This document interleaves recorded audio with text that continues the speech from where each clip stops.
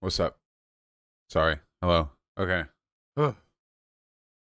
All right. I wasn't 15 minutes late. You're not legally allowed to leave.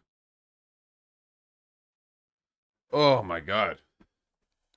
We're at the apex of our terrible sleeping schedule. I had like 2 hours of sleep. All right, we got this. We have an economics debate today. That's great. That's perfect for when you're sleepy. Oh my god. Phone needs a charge. Phone is sleepy as well. Hello. Is the audio uber fucked? Nope, just my voice. Let me see. Christian Walker liked this tweet in response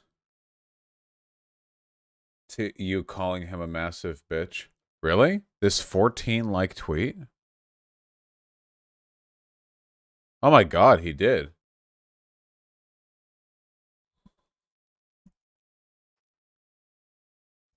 Look at your frumpy ass, you clearly don't love yourself. This is such a West Hollywood gay response.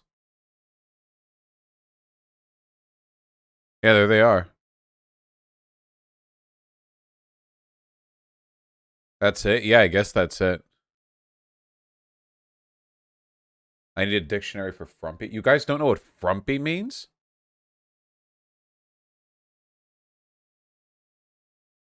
Yeah, not even close to a ratio. We still stand supreme.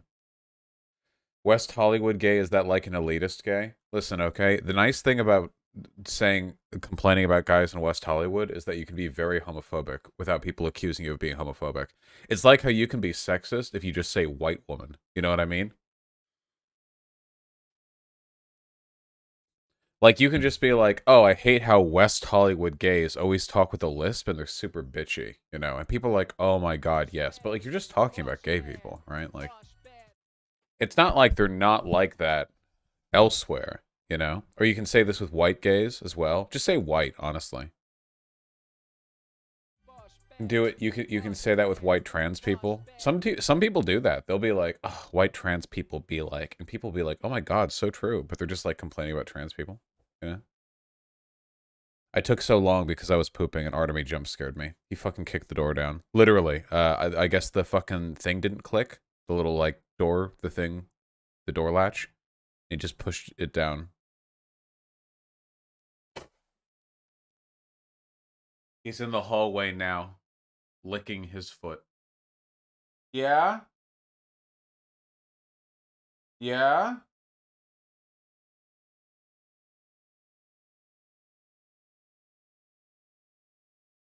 Yeah? Ooh. Hey, hey.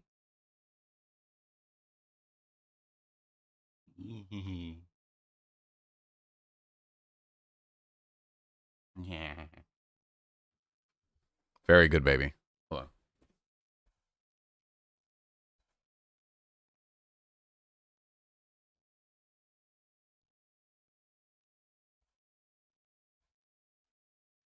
Happiest cat in the world, dude.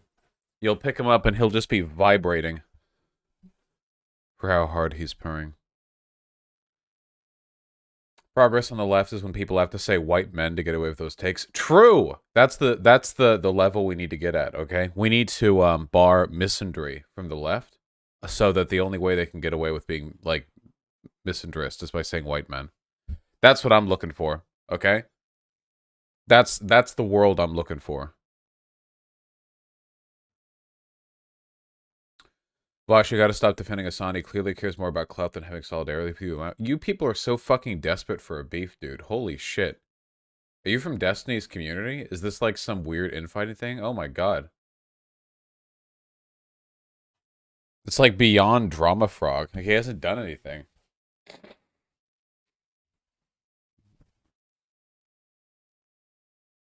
Yeah, the saboteurs.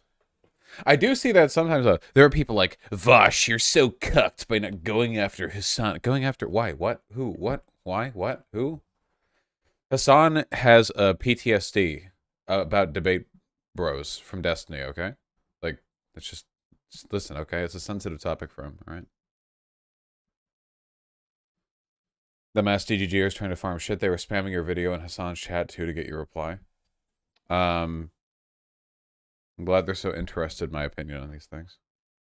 You're in D's stream title today? Oh, nice. Is it triggering Vosh by going through his garbage and critiquing his food choices? What's the...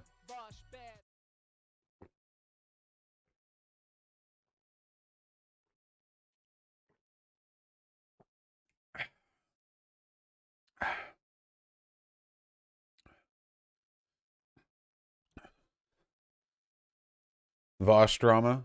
Probably referring to your Luna Oi non-compete beef.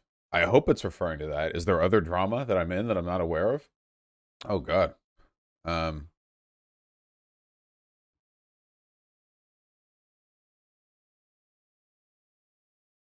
Did you finish the Hilda series, including the film? There's a fucking Hilda film? No, I haven't. I don't even know if I finished the second season.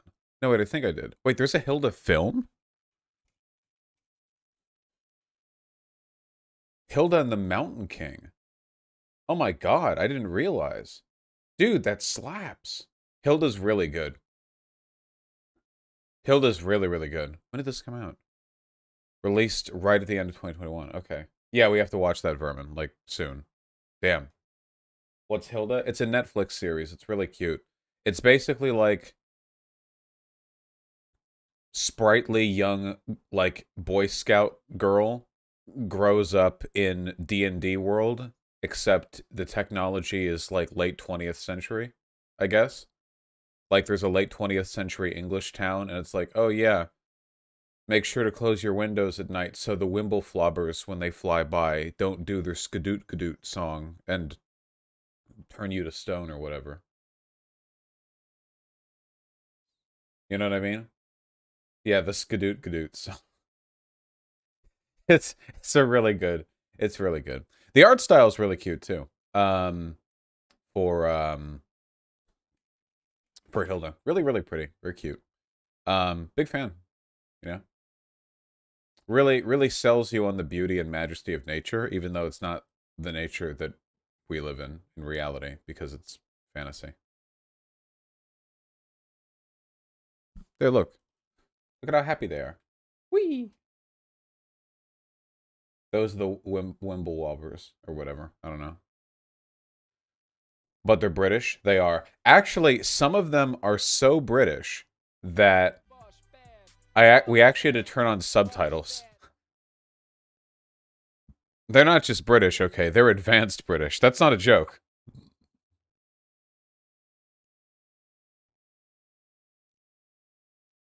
Yeah. Hey, Lloyds. Important timestamp in the team discussion, just 30 seconds from there.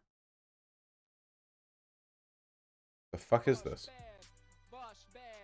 This Heem going over the... Why are people saying Heem talked to a VDSer? Is there any actual content there? The pedophile thick ropes from Vosh. It wasn't. Ah, this would be that. Okay, but this is where you're wrong. He never said anything about kids. Dude, well, there's subtext. No, there wasn't. What? He was talking about normal masturbation to normal adult porn by adults. Wait, was this after I said that I did No Nut November so that I fired big ropes at the end? Wait, I don't even think porn came up in that. Dude, but you could see it in his eyes. And I dude, don't. No. That's where I disagree. I don't. I think this might be a meme. I don't know, but I think this might be a meme. That's good. In his pedophile eyes. Yeah.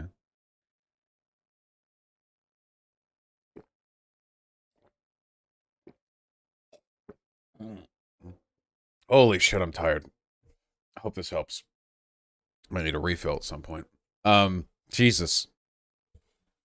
I like 2 hours of sleep. Take a nap. But I've got stream. The person pretended to be a fan, but someone from DGG who had been banned 4 times. Oh my god. Dude, we really have to purge the subreddit. Oh my god. We've got a Thanos snap. Jesus Christ. It's as true now as it was 6 months ago. Any time at all, anytime there's a thread that mentions Destiny or something related to Destiny's community, it has more comments than it does likes, and like, it's It's like the Reddit equivalent of first name bunch of numbers on Twitter. You know what I mean? Where you can just like you could just like find people and just look at their bad opinions. You know, you look at their post history and it's all Destiny sub. It's really good stuff. All right, where are we? Oh my god, we have so much shit to talk about. Holy fuck.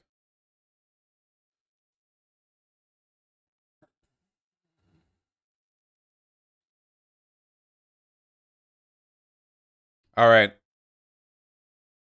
We've been putting off politics for too long. It's time to talk about the important stuff. M&M characters are getting a new look to become more inclusive. I can't believe I nearly slept on this. This is the big stuff. This is what you'll be telling your grandchildren about. Okay? Oh my god. Can a group of multicolored candy characters change the world? The marketed minds behind M&M certainly hope so. Oh god, it's a puff piece. Listen, okay, basically they modernized the designs, and it's like... I mean, barely anything changed, I guess. Wait, actually, let's see if we can just spot... Okay, the brown one's a chick, right? Okay, the brown one has different heels now. The red one is exactly the same. The yellow one, I guess they all got updates to their shoes. The yellow one is exactly the same. The green one is non-canonically trans. Really? Okay. The blue one... Oh wait, I guess they made their arms less flesh-colored? Wait, hold on. The brown M&M has flesh-colored legs and arms in the original and now. And now she doesn't have makeup, I guess. But the blue one used to have flesh-colored arms and legs. But now the blue one has white. What? Are they wearing, like, clothes, I guess? And green, too? And they're not? Okay. I guess. I guess M&Ms can wear clothes. I don't know how they would fit. I don't know what's anchoring the sleeve here, unless it's like pinned. Okay. And the green M&M is not wearing high heel boots anymore, and the makeup's less shiny, and the orange one has gotten more anxious. I don't know. I don't know what I'm looking at. I don't know what I'm looking at. Okay. The biggest and perhaps most controversial change is that the green M&M, who typically sports her signature white go-go boots, has stepped into a pair of cool, laid-back sneakers to reflect her effortless confidence. Brown, the other female character, has also slipped into something a little more comfy. Block heels instead of her signature stiletto. Does anyone else feel like living in a world where an M&M mascot could be said to have a signature clothing item? Might be Sewer Fuel. Ah, yes, the signature stiletto of the brown M&M. I remember from the tales of my people. You know, this is what you know. Listen, okay. Here's the thing. You know how like Western chauvinists will make fun of like primitive cultures in other countries or whatever. Like we have our iPods and like I guess nobody has iPods anymore, but like they'll be like around the fire, they'll tell stories or whatever. If you sent an American over to another culture, like these would be the stories of their people they would have to tell. You know what I mean? Take an American out of their, you know, pristine steel and glass cities and sit them down around a campfire and have them tell like tales of their people, okay? And hey, can you sing the song of your people, American man? Okay. State Farm is on your side. Do you have any tales from your people? Okay, so there are these chocolate candies. Oh, it's nationwide? Oh, okay. Well, clearly I wouldn't be a good... Wait, then what does State Farm do? I don't watch advertisements. Also, aren't they the same type of company? I don't care. Shut up. Today on Fresh Air, I can barely read this. I'm gonna have an aneurysm. The green M&M, newly liberated from her white boots, lets loose. She talks social reproduction theory. How patriarchy and capitalism violently reinforce each other. And what a sexy lady M&M says about gender as a construct. Stay with us. And then we have the content of the tweet repeated here for people who use those website add-ons that just present the text and nothing else.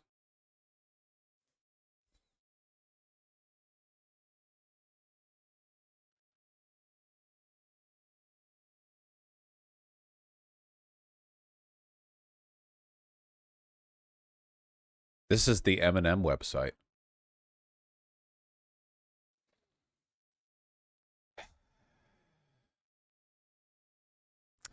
Love to wear my M&M's character big face lounge shorts. That's like my favorite shit. If you see a human being walking around in this shit, actually, hold on. If you took away the white M, this would be like drip, don't you think? Like if you saw somebody walking around in like cargo shorts and this shirt without the big white M, I feel like that would be some some Roblox ass shit. That would be good. I would respect the hell out of that. That'd be good. Fix it in Photoshop quick. Tempting. I doubt this image is a PNG though. Probably not. God, that'd be good. That'd be good. I think that'd be good. Terrible taste? Nah, dude. Can you imagine like going on a first Tinder date and they show up in this shirt? God, that would be so fucking good. Oh my god, that would be amazing. Time-tested strategies I'd put out. Oh god, yeah, I would. I'd bottom. Okay, what do we got? I love these Q&As. What's your worst quality? I'm a perfectionist.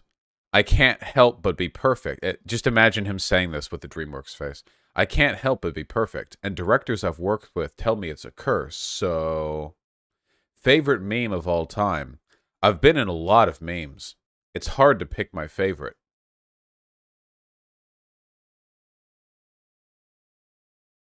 I'm getting a headache.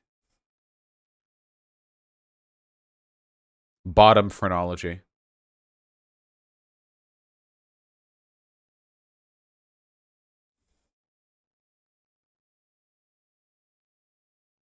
What? Why did they do this? Why is this guy just the most spooked? I can't leave the house without panicking? Well, wait, are orange M&Ms even a thing? I don't know if I've ever eaten an orange M&M.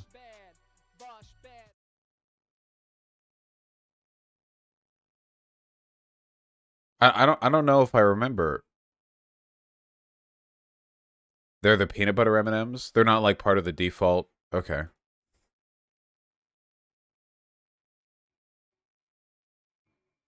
Any past transgressions that still haunt you? Nothing haunts me. My motto is live and learn and move on. What a girl boss. Okay, wait, hold on. I just want to say that I'm very fond of the brown one because they look like that meme where you Photoshop out the nose. That's very, very good. Like that, what was it, the filter? You know what I mean? That's very, very good. I want to fuck the brown M&M. Do you? We live in a world where there are probably people who have like legitimate erotic fantasies about these M&Ms. I don't know. We live in a society, man. What's the blue one about? Being cool. That's what the blue one's all about. Listen, as is the case with literally everything corporations do, this was only done to like bring attention to them, you know? I don't need to remind you guys of that. Just like I don't know. I don't care. People are talking about it. I don't know. The big problem with this is that like I'm feeding into the cycle too, because despising corporations for the stupid shit they say is also what feeds into the like attention cycle. You know what I mean? Like at the end of the like there's no actual the only real way to respond to this is just like to be completely silent about it. But I can't because it's dumb. I have to speak. So, you know what I mean? It would be like imagine a world in which a person who gets laughed at like vigorously in public like gets money instantly deposited in their bank account for it. So there were just people on the street just like shitting themselves in public all the time. They're just like running around like large like loudly like dropping huge fucking shitloads in their pants. And like, what do you ignore it? Do you just let them shit? Like you have to do something, but then they make money from it. I don't know. Yeah, Nestle, Mars, and Hershey. Mars being the company that does the M&Ms is implicated in a child slavery lawsuit.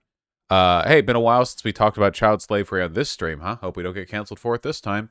So you know, besides all of the goofy goober nonsense they're pulling for their you know their PR team, there's no relationship between their legal team and their PR team, of course. I mean, probably like I doubt there's a direct connection between these things. The PR shenanigans are going to take place no matter what, but you know, it's definitely a world of contrast. Can you imagine how humiliating that is, though, to be like, because the thing is, here in America, our brands and our corporations are corny as fuck, but over there, they're slave masters, you know what I mean? Can you imagine, like, being in the Ivory Coast, and you have, like, a slave master who's killed, like, 7 people that you know personally, and they're on the employ of a company that's putting out, like, PR releases about how the green M&M is a girl boss now? It's so reprehensible, you know what I mean? Like it makes it so much worse.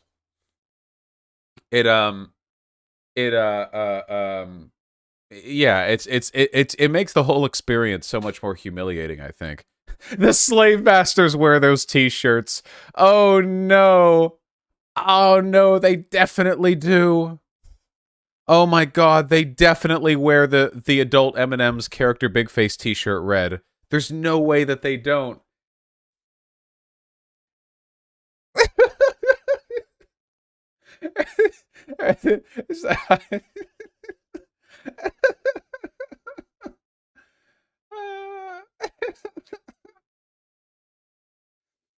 Wait, I've been provided the PNG of the shirt. Wait, what do you want me to do? Photoshop like a slave master onto this? How the fuck do I do that without getting in trouble? Wait, I can't. Wait, how do I do that? They do though. They absolutely wear their shirt. Like they.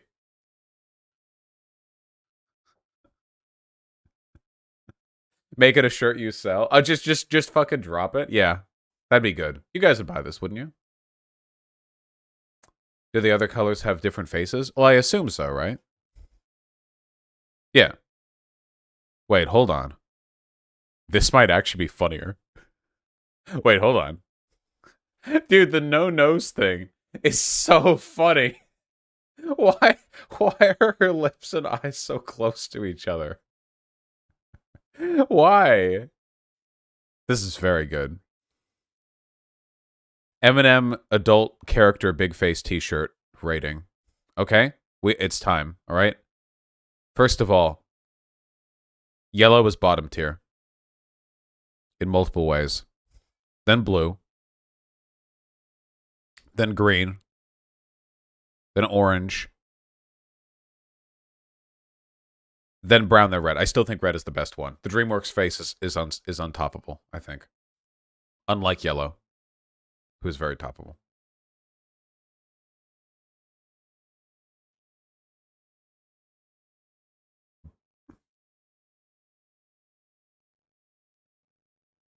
I'm so fucking tired. Oh my god. Hold on.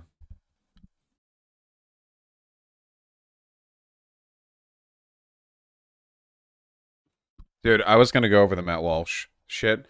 Can I even show it? Because it's on Dr. Phil. Won't I get copyright cocked? Fuck, I didn't even think about that. Why am I so stupid? Oh my god.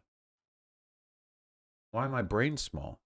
Maybe we should just go over that debate. What was it? The debate between Haas and Dylan Burns? Maybe I just want to go over that. I'm just gonna go over that. I don't care. I don't care. We're just gonna go over that. I don't care. You can't stop me. Legally, you can't stop me. There's no law. At 1 p.m. PT, we're talking to Econoboi about worker co-ops. We get to do an economics debate while I'm off of 2 hours of sleep, so that's cool. That's gonna be fun.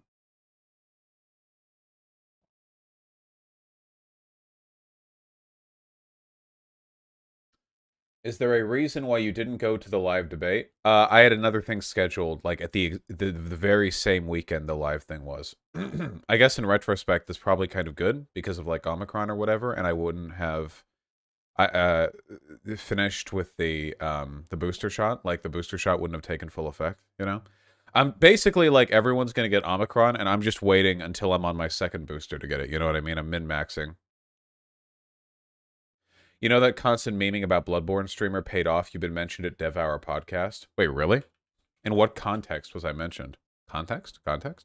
Context? Context? Context? Voshites be like, very true. So true. Oh, man. Oh, God. Sorry. Very, very out of it. This is essentially, in terms of cognitive ability, this is essentially going to be a drunk stream, with no alcohol needed. Oh fuck, we have to talk about the thought slime thing. Oh, god damn it. Okay, quick, 5 minutes. Hold on.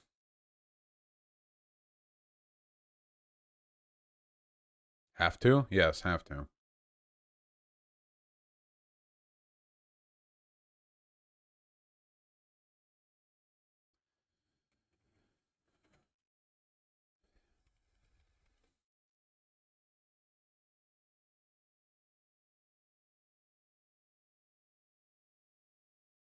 Hold on. Where's the original set of tweets? Hold on. I think Cherry posted them. I'm looking to see if I can.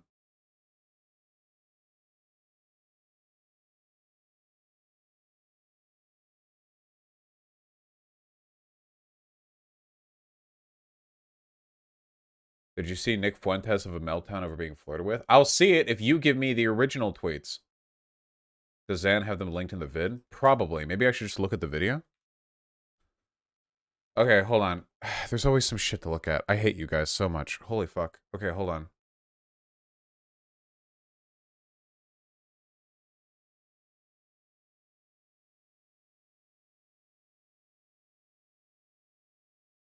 He deleted them? Well, I'm sure somebody has screenshots. Okay, it's fine. It's fine. Okay, what does this mean? Oh, there's always something to look at. How do people live stream? About me would make you... What part of what you know about me would make you think that I would want to be propositioned by a woman? Much less... Nothing. Much less in the super chats, no less. What part of you, or what part of me would make you think that I would want a girl to say, you know, to ask me out on? You know what the funny thing is? Nick Fuentes is a lot like a K-pop idol in the sense that even if he did have sex, he could never admit it to his fans because it would make him unrelatable to his incel audience. On a date. I'm not going to be asked out. I will do the asking out. You know, people look at me and they think like, oh, he's like this Alex P. Keaton, like goody two-shoes, wholesome Chungus 10,000. It's like, nah, I'm a little bit more complicated than like wanting a girl in a sundress to just lay my suits out and I wear a fedora and smoke a pipe and go, hey, honey, we're LARPing like it's the 1950s. Like, that's just so insulting. I have a little bit... Oh, wait, he's spitting here. It's called depth, okay? It's called depth. I have a little bit more depth to my character than just I'm some kind of like sitcom character. I'm sort of playing an important role in world history here, and the idea that, you know, some silly girl online, like I'm going to be in direct messages just sort of being like funny and flirty and fun. It's not me. It's just not gonna happen. Like I said, I'm trying to think of a scenario where it would be acceptable, because some people say, oh, well, that means you're gay. And it's like, well, no, because it's not that, it's more the setting there. Because there's a few scenarios where it would be acceptable. Like I said, if it was a girl who was working for me, like Hitler in that movie Downfall, when he's like interviewing secretaries, like that's a setting where it like makes a little bit more sense. That's good. I hope he finds his truth. The longer he waits on like emailing me and just fucking popping into stream sometime, the more I'm determined to just make the only subject of debate that I'm willing to talk about whether or not he's heterosexual. I think that'd be very funny. Let me see. This is all the relevant Thought Slime tweets. I don't say this thing says I don't suggest playing this on stream. It might be DMCA'd.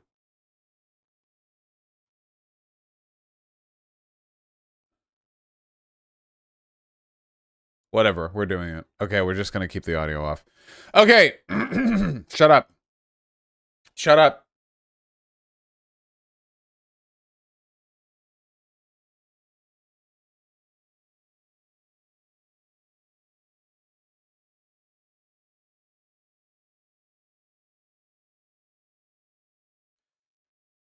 All right. I was hesitant about going over this because I feel like we've been on a big drama arc on the stream lately, and I do occasionally talk about politics that are actually relevant to the lives of working people, but then I remembered that I don't care, and I'll talk about what I want. So, for those of you who don't know, there's a person called Thought Slime on YouTube. I don't like them. They don't like me. That's really immaterial to what we're talking about. I've always held, even in my darkest moments, I've always held that it's okay to like content creators who dislike me. You guys remember? I've always said that. Even back during the Thought Slime stream, I said like you can watch them if you want. I've always said that, But eventually, like the bad behavior ramps up enough. So basically, like, I don't remember much of the details on this. Xander Hall put out a big old video called Twitter Turns on Thought Slime for Lying About Me, open parentheses, sex cult drama revisited, close parentheses, which is a hell of a title. Really grabs the interest there, doesn't it? And, I don't know all of the details on this particular bit. Here's the gist as I understand it, okay? I think at some point, like 2 years ago or whatever, Xander Hall had like a little Discord server with some flirty dames or something. But then there was like a dame who didn't like him too much. And then like there was some beef between them. And then some people who really didn't like Xander Hall were like, Xander's running a sex cult. But I think it was just like a server where people were horny. Like, I don't know. Like, okay, whatever. After the smoke cleared, I'm pretty sure there was no evidence that Xan did like anything wrong at all, apart from like some people were crazy, I guess. But like that's life. I don't know. I don't think Xan did like anything like morally objectionable, apart from being in the presence of social situations that ended up going poorly or whatever. But anyway, there was this whole rumor mill about Xan running a sex cult, for a while. And as somebody who has been the victim of ridiculous, hyperbolic, false allegations, before, really sympathize with Xan on this. But weirdly, one of the people who like jumped on these attacks the most was Thought Slime. Like a lot. Like here, hold on. I think this little video clip here has the necessary tweets, which we're gonna play muted because the thing specifically says not to play it on stream because DMCA. Okay, here we go. So Thought Slime in Discord saying, I think, and this is me personally speaking here, you should not have a sex cult. Xander Hall / Pig Puncher, dead naming, has a sex cult. Very nice. Very good. Keep it going. We have editing here that we're kind of skipping over, but that's the tragedy of DMCA work here. Okay. Fuck this. He, that's Xan, deserves to be hit hard. I'm not beating around the bush here, and I'm not going to be polite and restrained in calling out abuse like this. We don't need to treat this guy with kid gloves. And trust me, he won't return the favor. This is more, by the way, this is more advocacy directly for harassment than anything I've ever done in my entire career. So we're opening out the gate with that. You know, we have that. I will not accept equivocation of my poor phrasing when calling out abuse and the abuse itself. There's a massive gap in severity between our respective poor judgments. It goes on and on. Basically, like, further context, Thought Slime was a significantly bigger creator than Zan at the time. I mean, I think Thought Slime still is. Basically, Thought Slime accused pretty, like, fastidiously Zan of having a sex cult, and now it's like 2 years later, and Thought Slime still won't admit that they were wrong. Not just wrong, but that they, like, hammed on it and were wrong, and, like, maliciously wrong, you know. And recently, Thought Slime... Yeah, Zan was like 19 when this happened or whatever. But recently, Thought Slime had a collection of tweets. It's actually really, really funny. And I don't like Thought Slime, so it's funny for me because, you know, I just like it when people I don't like are unhappy. That's one of my axioms. But here, if I scroll through the TL, you guys know how it works. I don't know. Did Thought Slime delete those recent tweets? It would be super unfortunate if they did. Like an absolute coward. Did they? Oh, they did? Oh, they did? Oh my god. Absolute coward. Oh my god. Okay. Basically, like, they just tweeted, like, randomly. Like, why do people keep bothering me about the fact that I lied about Xanderhall? And now all their tweets are, no replies. Or, like, you have to be followed to reply or whatever, you know. They're in Zan's newest video. Yeah, you can watch Zan's newest videos. Yeah, oh my god. Cool. Another content creator went over this. Oh my god, the person who was subject of this drama has a video where they discuss the drama and I'm just briefly supervising it to give you guys an in on it so you can check the video on his channel. That's crazy, dude. Thank you for informing me. Yeah, this is an earlier tweet. I wish these had, like, the dates right next to them. Also, it's not hyperbole to say having a group of women who are sexually devoted to you. They're, like, making Zan sound so much cooler than they are. While you are not to them and starting plans to live in a shared space is a sex cult. That's not me being glib. That's called a spade a spade. I don't know what this is referring to. I guess, like, Zan wanted to fuck some people. I guess that's cool. Like, having sex. You know? Oh yeah, responding to Corvidae as well. Corvidae is the biggest crybaby on all of Twitter. Yeah, anyway, basically, like, this is part of a long-running theme where the people who complain about abuse on the left are themselves the most abusive people. Thought Slime has been losing subs and followers and viewers and whatever else. And here are all the people like dunking on Thought Slime or whatever. But, like, yeah, it's pretty goddamn bad. It's pretty goddamn cringe, you know. I don't know, man. All right, nice memes. The Zan revolution is upon us. Go follow Zan, okay? So I guess what I'm saying is that now we get to be as mean as we want to Thought Slime because Thought Slime is, like, maliciously lying about people, including me. And it doesn't matter anymore. So here's the truth, all right? Are you guys ready for it? Thought Slime's videos have always been surface level. They talk like a pedophile trying to encourage children to get into their van. Their jokes are played out and have been for multiple years. And I just don't like the name Mildred. I just don't. I'm sorry. I'm bigoted against that name specifically. Not against chosen names, not against anything else, just specifically against that name.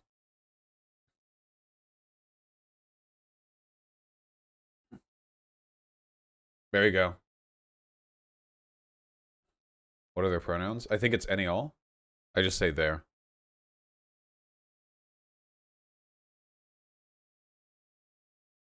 It's any all, right?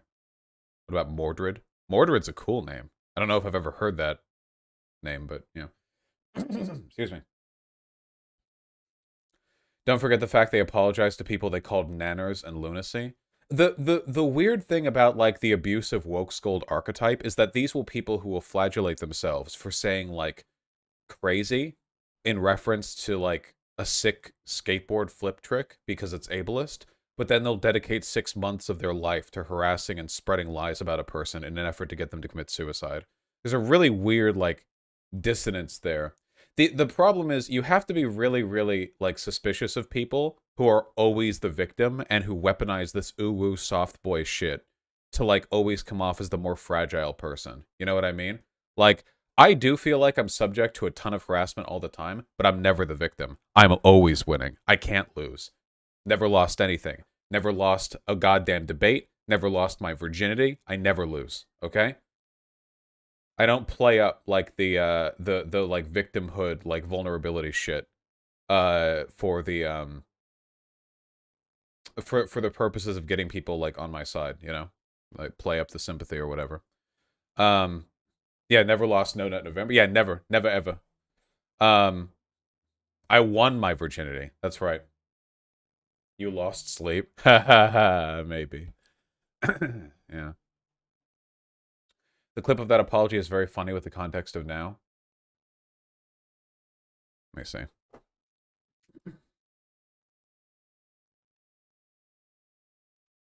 Gently. Few people took issue with it, and they let me know, gently, that what I had done was hurtful and beneath me. And I did what YouTubers are supposed to do in that situation. I followed protocol.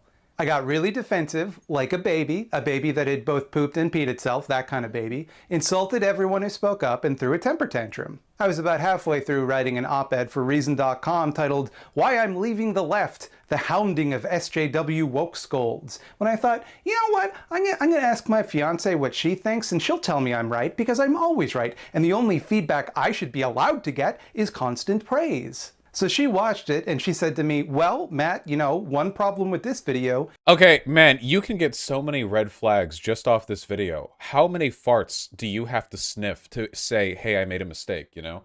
Hey, I made a mistake about something. Let me dedicate 2 minutes to hyper-exaggerating my, you know, my lack of self-reflection so that I can really, really play up, you know, how much of an obstacle I had to overcome to arrive eventually at the position that I think now is right, you know? This is one of the reasons why you guys don't see me, like, hyper fucking fixate on apologies if I ever make a mistake, because I think that shit is really performative. If you make a mistake, like, just say it, be forthcoming, that's it, you know? Doing this gigantic, like, song and dance about it, like, is really weird. I don't know. Is that you did fuck up, and one thing about the criticism you're getting is that they kind of have a point, and suddenly the cognitive dissonance was broken. And it became obvious to me, like it had been obvious to everyone else before me, that I was doing that thing, you know, that thing where you know you're wrong, so you try and just be wrong harder at the people trying to talk sense to you, to double down until you're comfortably beneath the Earth's crust and nobody can force you back up to the surface to confront the painful reality that you've hurt people. So I swallowed my pride and I said I was sorry. I took down the video, reached out to a few of the people I'd been particularly shitty to, and apologized to them personally. It hurt to do. It was hard. I don't tell you that to make you feel sorry for me. It should be hard. Growth is hard. And this is... Remember what I just said? Like, you really play it up. Like, make sure your personal growth is this gigantic performative puppet show that everyone has to pay attention to. My job. People pay me thousands of dollars a month, and that means it doesn't always get to be easy. I'm not entitled. Oh. Like, the thing is, there's nothing wrong with being explicit about the process of changing your mind or growing or whatever else, you know? But, like, I don't know. It just gives me narcissist vibes. You know how there are people who will do obviously fucked up things to you just so they can apologize really loudly about it? Like, you guys know what I'm talking about, right? Like, it's like, you'll have that friend who will do something obviously cunty, or obviously wrong, or whatever. Like, just, it's clearly wrong. And then, like you point it out to them, and they just spend, like, 2 weeks compensating for it in the most over-the-top... You know what I mean? Like, these people, they go, like, these cycles or whatever. You know what I mean? I do not have friends like this. I'm trying to give an example of a type of behavior that you might have noticed, not necessarily a person currently in your friend group, okay? Can you see past the semantics? Jesus.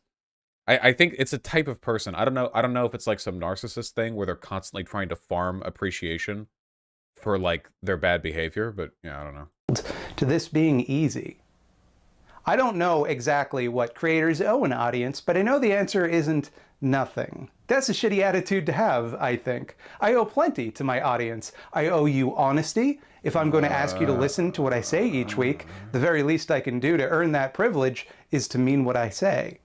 I owe you integrity. While nobody can be perfect, I owe it to people who have invested a little bit of their emotions in me over time to respect that. I trust the integrity of people most when they've never said the word integrity. People who just like drunkenly stumble into like take after take after take, who live unapologetically, I trust them way more than people who spend a third of their lifespan constantly reflecting on their growth. That and honor that. I'm not always a good person. Nobody's always a good person. But I think it's fair to say that I damn well ought to try. We all ought to try. And when I fail, and I sometimes will because I'm human, that means I have to make amends. I have to admit fault and face the consequences of my actions.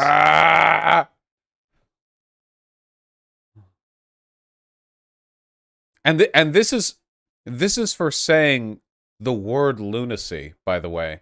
This is because Thought Slime used the term lunacy. That's what this is.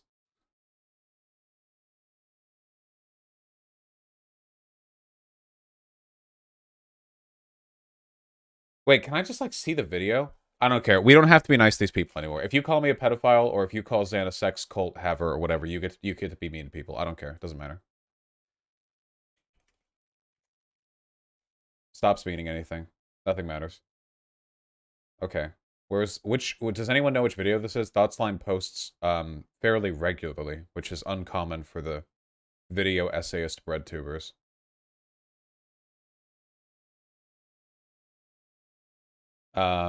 Is it Let's Talk About Last Week? I think it is. I think it is because they're wearing the same shirt. I think it is this, yeah. Hold on. Maligned truth speakers being punished for having an open my emergency bunker real quick. Please shut up. I think it's this one. It's the same.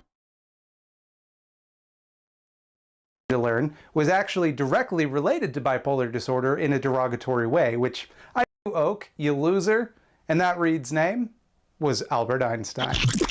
Last week I fucked up. I uploaded a What did Shu say? That Thought Slime is like Blue's Clues for leftists? That was really good. mean-spirited video with some pretty ableist language and overtones.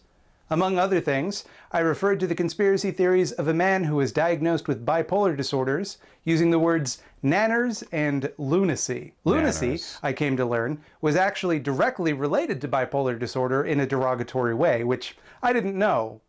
But I knew better than to use that word. And I did it anyway. A few people took issue with it and they let me know. This is a 21-minute video because they use lunacy and nanners. You guys, you want to know another thing that I really respect about ContraPoints? Okay?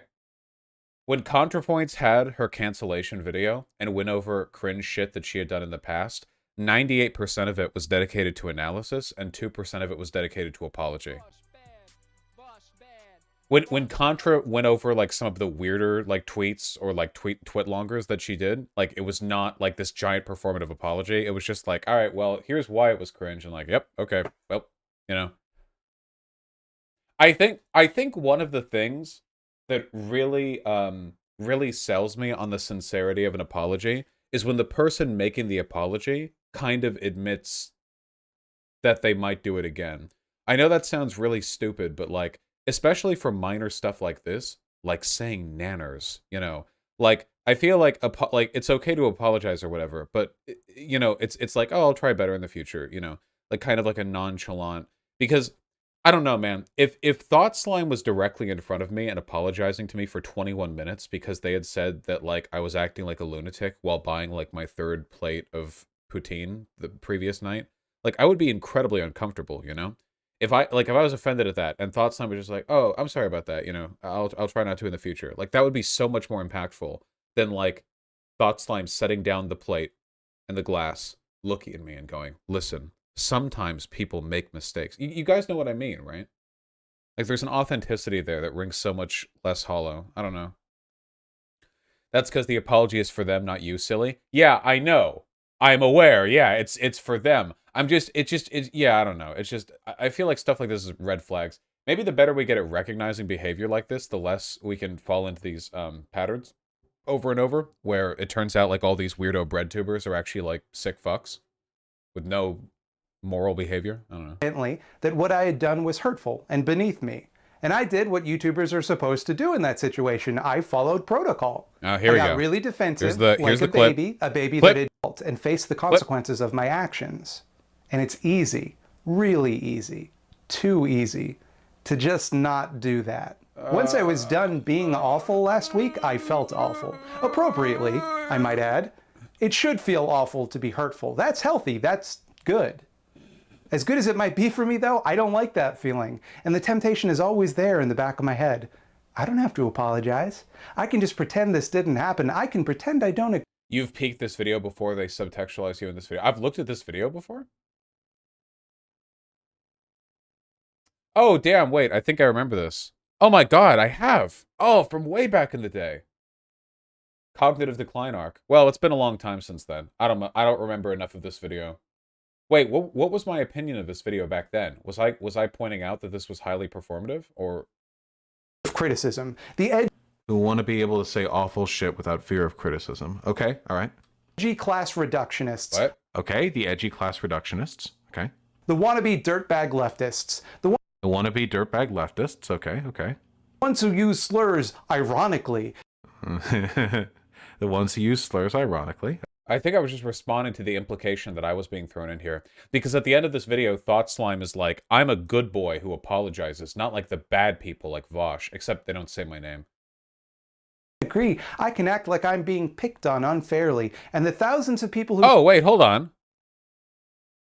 there in the back of my head. I don't have to apologize. I can just pretend this didn't happen. I can pretend I don't agree. I can act like I'm being picked on unfairly. And the thousands of people who follow me, in a social media sense, not in like a cult sense. Oh my god. It's like God is speaking to us through this video. Holy shit. Would back me up. When people criticize me, I'm the powerful party in that exchange. Oh my It god. takes guts for people to criticize me. I'm extremely proud of developing a community of people willing to call me on my shit. That tells me, Oh my if nothing God. else, I'm doing a pretty good job of setting expectations. Want to know the weird part, though? People started immediately heaping me with embarrassing praise for doing what I considered to be the bare minimum. People started telling me, wow, what integrity you have, how brave of you, for doing what boiled down to me saying, I wonder why. I wonder what you're doing to encourage that behavior. oops, I gained Patreon donors from this. And it occurred to me, nothing bad is going to happen to me. I fucked up, I hurt people, I dehumanized people, and all I did was say I was sorry. Said and everyone was manners. like, oh, we're good. It actually made people respect me more for apologizing. But that's not the narrative we're told, is it? It's supposed to go like, person does something not woke enough, and then the cannibalistic left descends upon them, and now nothing they can do will appease the bloodthirsty woke scolds. And here I was, on the other side. Now these people were What does nanners even mean? Like bananas. Like a British thing. descending on me. I'd been microaggressing all over town, and the SJWs were going to kick me out of their safe spaces for sure. Is this the end of Thought Slime? Oh my god. And no. Everybody was like, nah, it's cool. Don't do that again, though. Now, mind you, I'm white.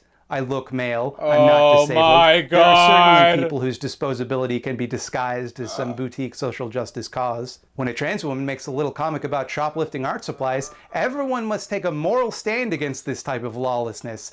And then they'll tune in later to watch Better Call Saul to watch the crime lawyer do crimes for money. People get harassed for transgressing, that's obvious. People get treated badly, sometimes far too badly, when they do something people don't like. Obviously. I am less disposable than many of my contemporaries. But this myth of the unpleasable wokelets, angry mobs who can't be pleased no matter how hard you try, they just want to play the oppression Olympics, and any apology will just be taken as an admission of guilt and considered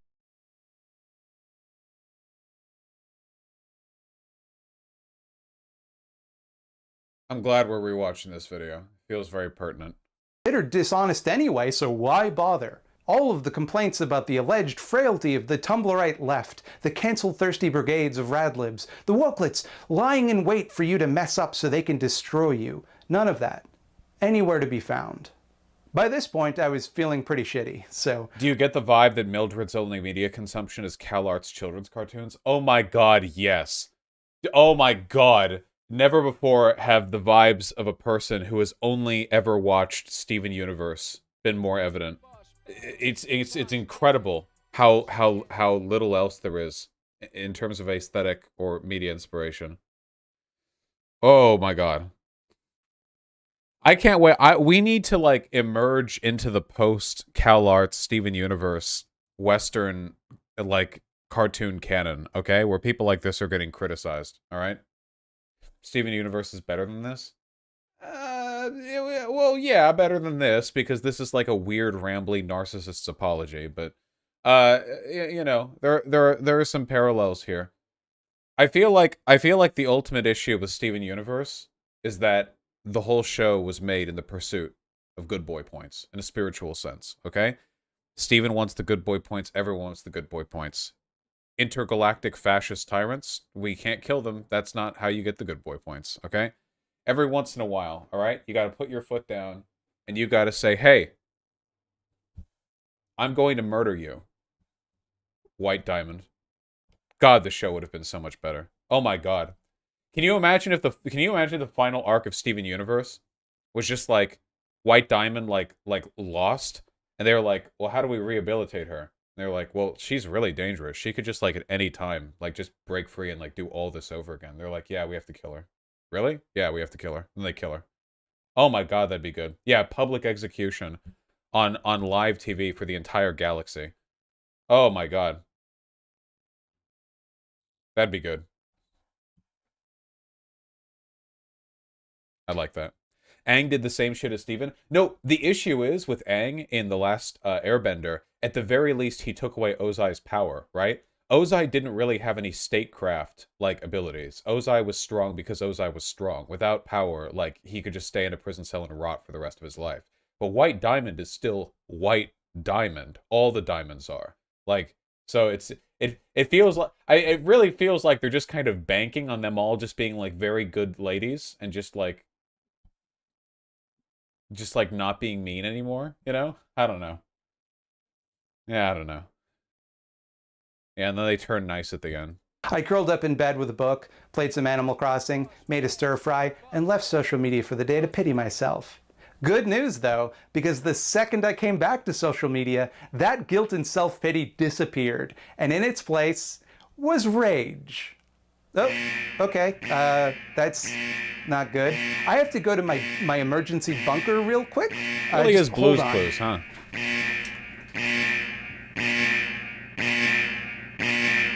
Oh my god. This is where they shout out smaller creators. But none of these people are me because I'm huge, so. At the altar of liberal just got a identity letter. politics. Some of them went so far as, I didn't realize the toll it was taking on me, how alienating and isolating it was. I told myself it was because I was just afraid of conflict, and that's a convenient narrative for someone like me, because it lets me frame myself as the bad party. Oh my god. I'm just too much of a coward to speak up, I thought. I was afraid of reprisal. I was afraid of being ostracized. And that was part of it, for sure. But I realized there was a bit more to it than that. We on the left tend to place a premium on avoiding sectarianism or factionalism. It makes sense why. Traditionally, Well, I sure as shit don't anymore. this type of behavior has led to a lot of problems for organizers. It kept us from uniting on one unified front to achieve our shared ambitions. This guy's tone is so But that similar to unwillingness to be Yandere sectarian can Dev. be Oh exploited as no! well. You know as well as I do that radical spaces attract tankies, or nosbols, or eco-fash, and all sorts of other bad actors that try to weasel their way into our spaces. Those are very overt examples of how our uneasiness with sectarianism can be exploited. Those guys are obviously, unambiguously harmful, and their inclusion Imagine somebody punching you in the face for no reason and giving you this apology. This hurts worse than the punch, man. in our movement is obviously incongruous with our values. Most reasonable people can agree with that. But it by no means has to be that extreme. You can use it to dodge responsibility for or criticism of your personal actions by positioning them as an attack on a faction or tendency, real or imagined. How do you feel about this Likewise, apology? you can attribute criticism to some other group acting needlessly sectarian. That shifts the discussion from talking about the thing you're being criticized for to talking about an us versus them team sport. Oh, no, no, no. The people who are criticizing me just hate anarchists. They just hate BreadTube. They just hate dirtbags. Look, pal, if you're offended by me making a racist joke on stream, which I should point out I only did ironically, so there's not even a good reason to be mad, then you need to move past this woke scold versus dirtbag mentality. We can't fight each other. That's just what capital wants. Hey, when I said we need to cleanse the streets of degenerates, I thought that was an okay thing to say. If you expect me to apologize for doing something I didn't even know was wrong at the time, that's gatekeeping. And on some level, I think this rhetoric got to me. They bamboozled me. I certainly didn't want to be a gatekeeper. I didn't want to be sectarian. I didn't want to make people feel like they had to be perfect and know everything before they were allowed to just, like, be around. So a lot of times I stayed quiet when I shouldn't have. Chomp, baby. I stepped back when I saw people say or do things that I knew were wrong because I was afraid that if I spoke up, if I criticized them, I'd be contributing to a culture on the left of Okay, sorry, we kind of lost track of time here. Listen, the point that I'm getting at, okay, is don't fall for the soft... Can't say soft boy. Soft envy? The soft shit, okay?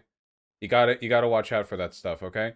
There's a really bad tendency on the left, and this is definitely something particular to the left, to weaponize vulnerability, like personal vulnerability, not some perceived group vulnerability, like how racists will do with, like, white genocide or whatever, but, like, individual, personal vulnerability in order to get away with being really weird and abusive to others, you know?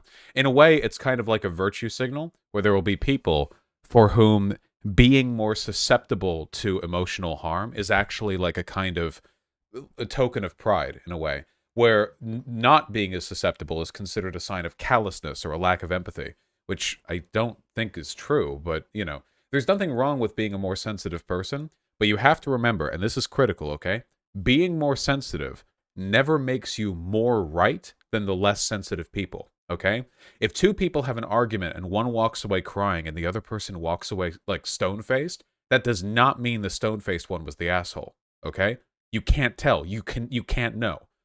All you know is one person walked away crying and the other person didn't, okay?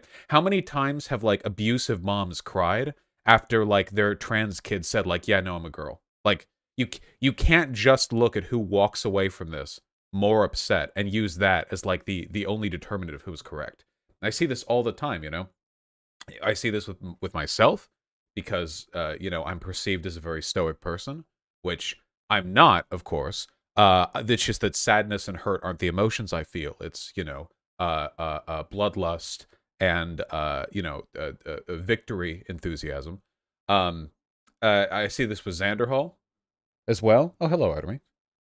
Where, you know, we'll get in these arguments where, like, the other people are being, like, really, like, fucked up, you know? But they're the sensitive ones and we're not. So, like, whatever, optics game lost, I guess. Just, we all know this, don't we? Like, okay, don't we all know, like, there are girls that do this, you know?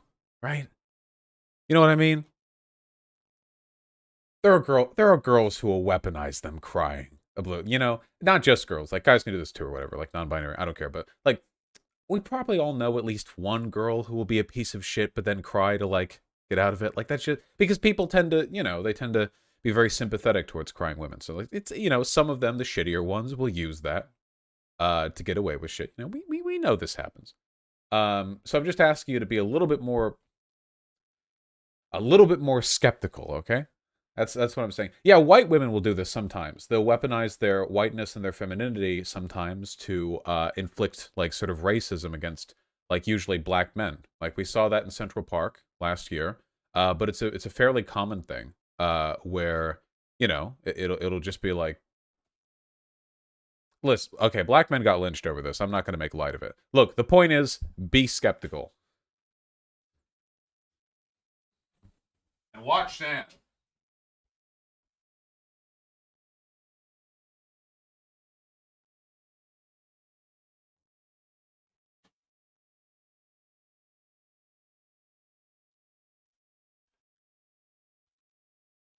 Briefly washing my hand because, you know, Artemis scratched it. Gave me little scratchings. Oh God, we have 50 minutes till the debate. Okay, that's fine. We had to go over this thing. All right, listen up, beta males. Okay, it's time for us to enjoy the product of the 21st century's greatest minds clashing. I saw a little bit of this on Twitter where they like got in an argument about whether or not they were going to box or whatever, and Infrared challenged Dylan Burns to a fight. So that's good. What do we got? Wait, you challenged Vosh and said since he didn't accept it. No, I didn't. Pussy. Actually, Yes, you did. actually, I got the I did not. No. You fucking coward. Oh, really?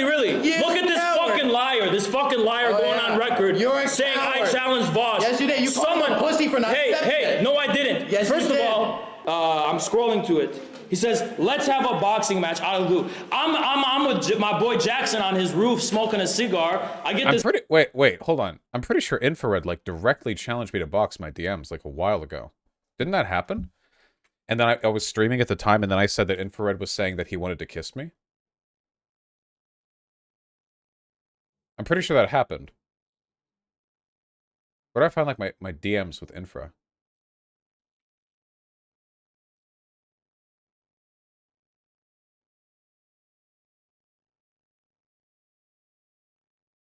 Did Infrared delete DMs? The only DMs that I see from Haas here are from the 4th of November. I know that Haas talked to me before then. Huh. It's in the video, isn't it? I think that was Infrared challenging Dylan Burns, not me. This fucking DM. Let's have a boxing match. It'll be fun. And then you 3 thought- a.m. and then you didn't- Then I said, okay. Need 1 month minimum for training and promotion. So you agreed. That's reasonable. You agreed You're with right. that. You're right. But nobody told me you had experience. Wait, so the problem is you.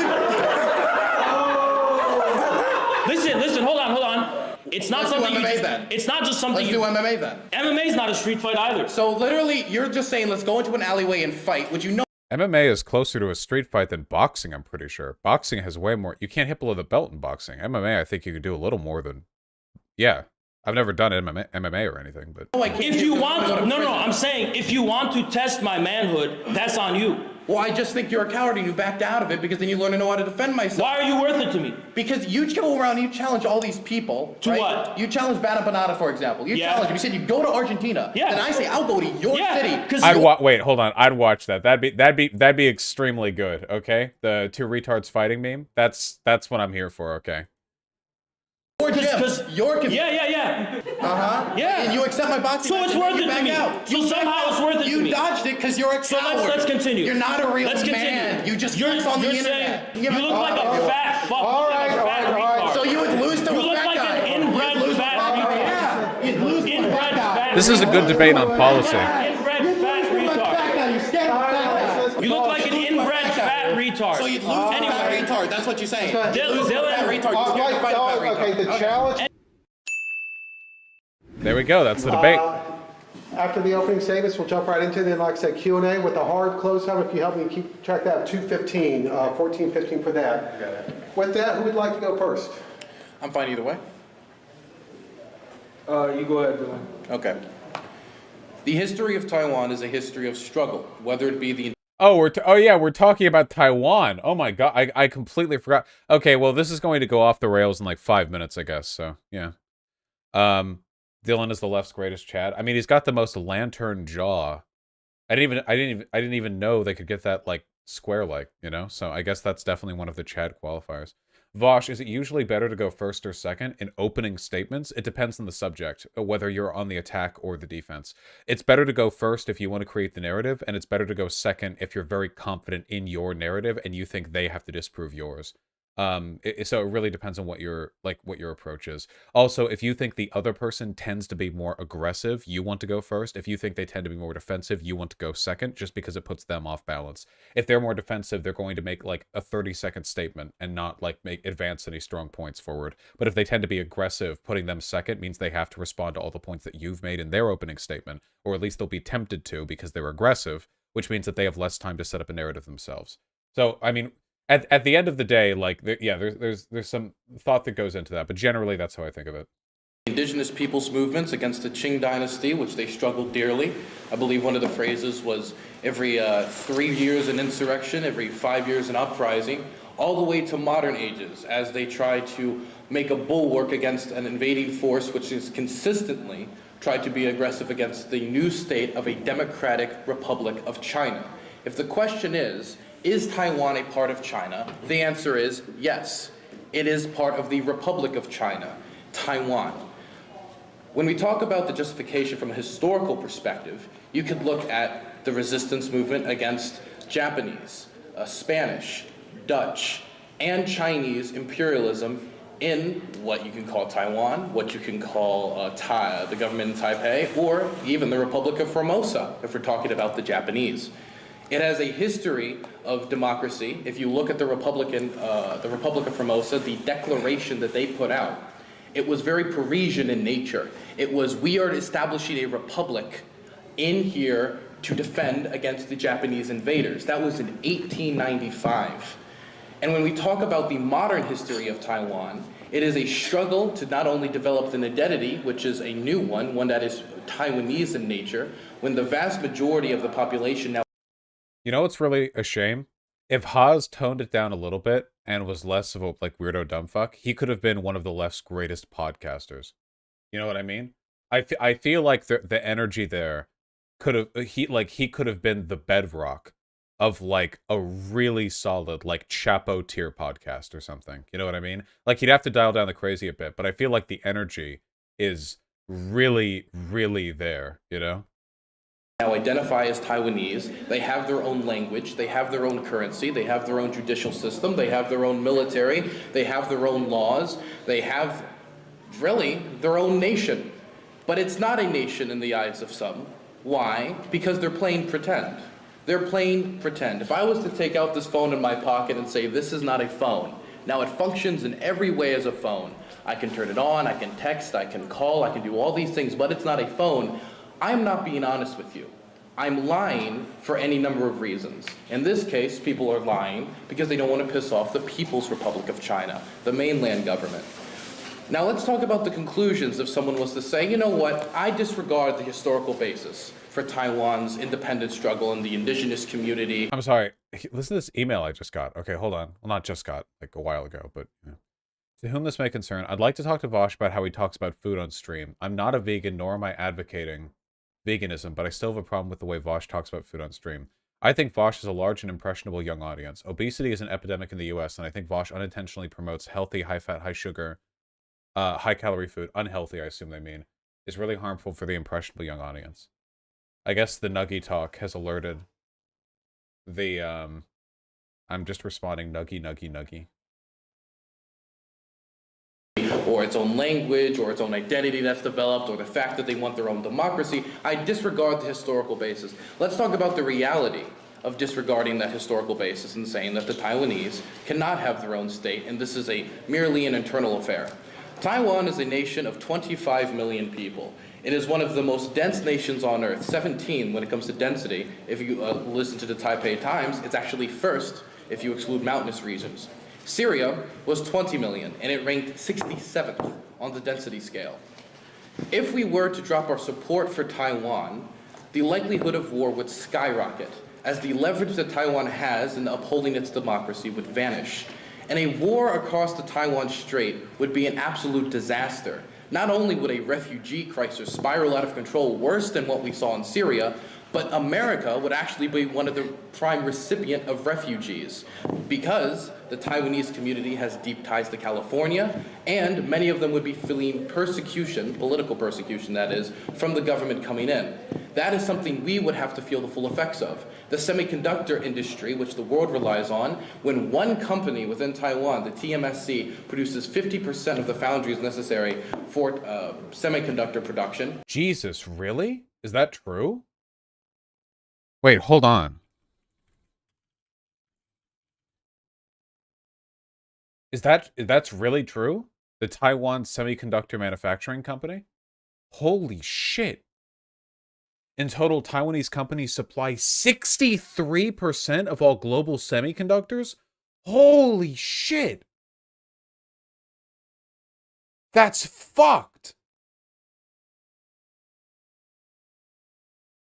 What the fuck? Wait. Holy shit. Wait, we're fucked if we lose them. It's a huge issue in wait, how do they have a monopoly on this? Why aren't we subsidizing like domestic production in case like a fucking nuke hits Taiwan? This would cripple the planet. If one factory could catch on fire, it would like end the world. Imports are cheaper? Jesus fuck, dude. Oh god. No wonder China wants them. They would have like singular control over all. Oh god. Okay. I had no idea. That is insane.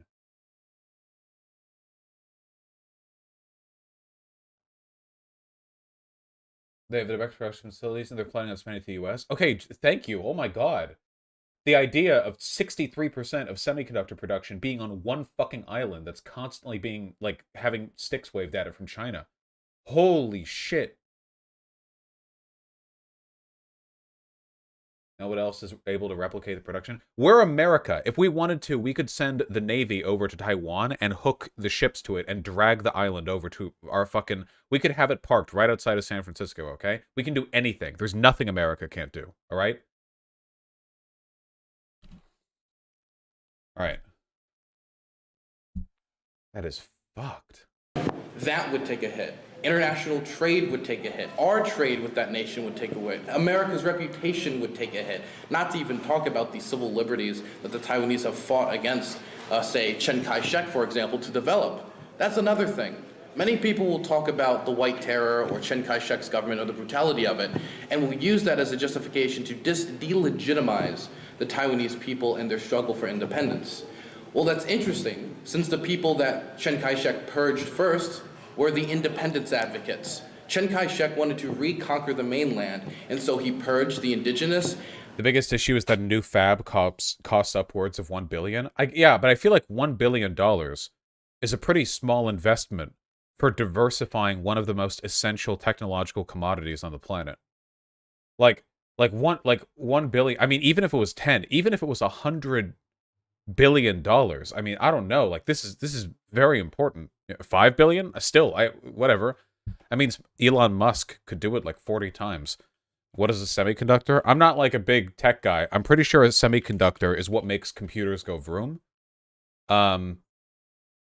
Yeah.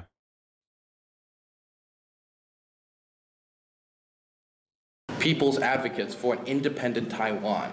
And those people fought for years to have a democratic Taiwan with its own system of government. So I'm not going to ramble anymore. I have a lot of points I want to go into and a lot of questions for Haas about the conclusions that would come from his worldview here. But I'll just stop it there.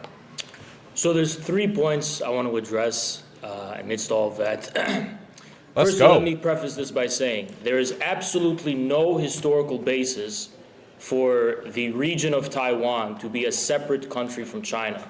The history of the relationship between the Han Chinese and the indigenous people of Taiwan is a rather interesting one. The only problem is that Taiwan is currently around 98 to 99% Han Chinese. So there's absolutely no basis in the historically indigenous people of Taiwan for the indigenous, for an independence movement. As a matter of fact, some of the most renowned indigenous politicians within Taiwan are the most ardent advocates for unification and anti-independence. So it's rather interesting that the indigenous people of Taiwan, by and large, are against independence, whereas some Han liberal elites within Taiwan, pro-American, are the most in favor of independence. So this talk of the indigenous struggle against the Qing or the Han Chinese is a complete nonsensical, non-fact. Poll says 72.5% of Taiwanese willing to fight against forced unification by Vietnam. Yeah, using ethnicity as an argument in favor of, like, invasion is very sussy. Isn't that literally what Hitler did with the Sudetenland? And then with the annexation? Oh, Vietnam, sorry, Taiwanese. Isn't that what Hitler did with the Sudetenland and with the annexation of Austria? It's like, well, they're ethnically Aryan, you know, so, like, yeah, it's very strange to me. Like, well, you know, whatever. Yeah, Russian Crimea as well, you know? the thing is, Han Chinese are not a monolith. Yeah, there are like a billion of them, right? Probably more than a billion. Yes, I would. Yes, they are probably not a monolith. It would be very strange if the 1 billion or so Han Chinese all felt the same way about everything. Yeah. Factor in the question of whether Taiwan is a country or not, because indigenous people do not factor whatsoever in the question of whether Taiwan. Watching you is like a speedrun of Godwin's Law. Dude, it's not my fault. The opening argument here is literally they can't be a separate country because their blood is the same. Like, dude, I'm sorry, that's not me. That's, yeah, my hand has been forced here, you know? Yeah. Is an independent country. Now, second of all, in the history, I Yeah, will concede ein Volk, ein that Reich. politics has Exactly. oftentimes played a role in defining nation states. France was a historically united region based on the Kingdom of France and the common shared language, customs, etc., but it did not become a nation state until it was united by the Republic and ideals of the French Revolution. So I will concede that politics often plays a part, politics and religion, in the formation of nations. The only problem is that China is not just a nation. It is not a nation state. It is a 5,000-year-long civilization that has endured many different types of political systems and political forms, while nonetheless maintaining being the one country of China, the one civilization of China. Zhongguo, the middle kingdom of the world, basically, is how it conceived itself. So this 5,000-year-long civilization is not reducible to a certain political project or a political ideal, which is actually something the nationalists like Chiang Kai-shek were able to respect and acknowledge throughout the entirety of the Republic of China's struggle against the People's Republic, a civil war that technically did not end. Both Chiang Kai-shek and Mao Zedong recognized that there is one China. They were merely disagreeing over who should rule that one China. And the independence movement of Taiwan has never been popular. It's always been a marginal phenomena. A phenomena we can infer was So as we just saw, this is not true. Definitely propped up by the Americans. Chiang Kai-shek himself had to butt heads with the Americans and engage in minor diplomatic conflicts with the Americans, who were pushing independence. The founding mission of the Kuomintang, sorry if I mispronounce it, the KMT, was one China. The notion that Taiwan would become an independent effaces the very foundation of Taiwan as a so-called separate country from the People's Republic. The founding mission of the Kuomintang was based on the ideals of Sun Yat-sen for the unification and rejuvenation of the 5,000-year-long Chinese civilization on the basis of the ideals of the modern world.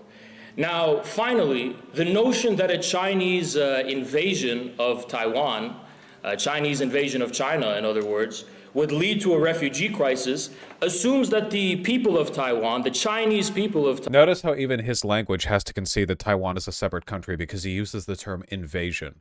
If he actually believed that Taiwan wasn't a separate country, then it would just be like quelling a rebellion, you know? It wouldn't be an invasion. But like, it's obviously a separate country. Everyone acknowledges a separate country. You'd have to cross a border to get there, you know?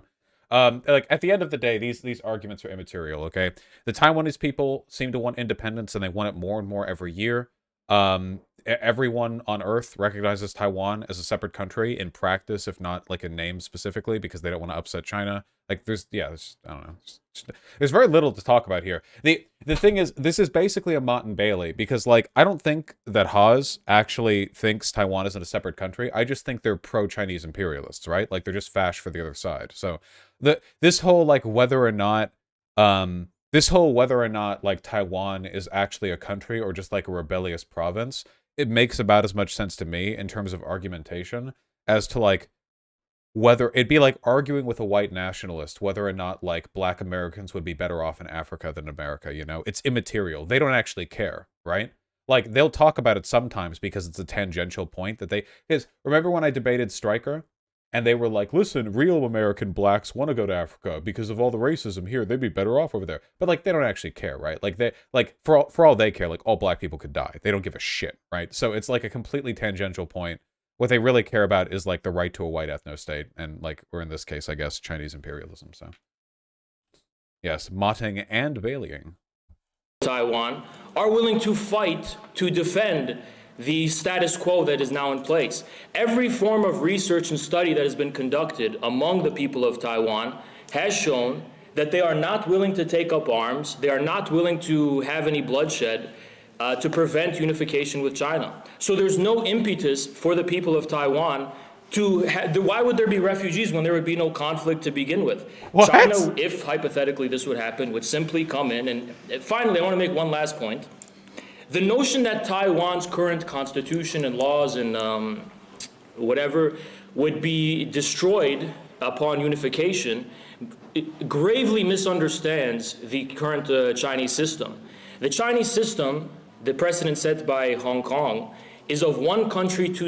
Yeah, every poll that I can find shows that the Taiwanese people prefer independence. And for those people who want unification with China, they would want it while maintaining Taiwan as it is currently. Remember what happened with Hong Kong? One country, two systems, and then China immediately broke all those rules, started disappearing people, and then all the systems in Hong Kong started to become more like China, you know? The problem is the people who want unification want so on the assumption Taiwan would stay the way it is, which it won't. So yeah, I think the total number of people, yeah, it's like 3/4 of the country.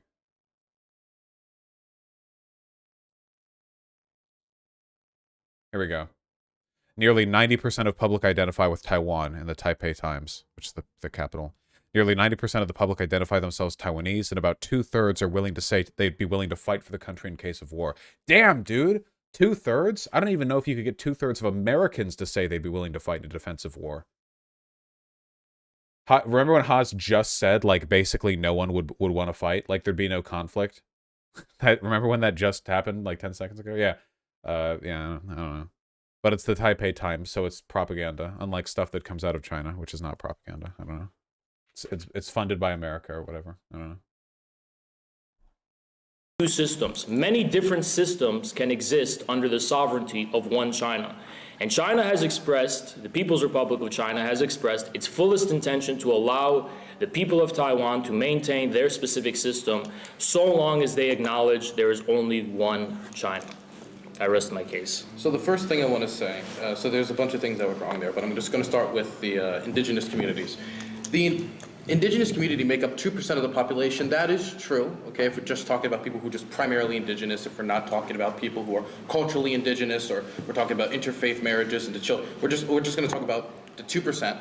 They make up 2% of the population, yet 60% of the nation's special elite forces. 60%. They make up an extremely disproportionate amount of the nation's military. The military that defends Taiwan, the indigenous community... Wait, really?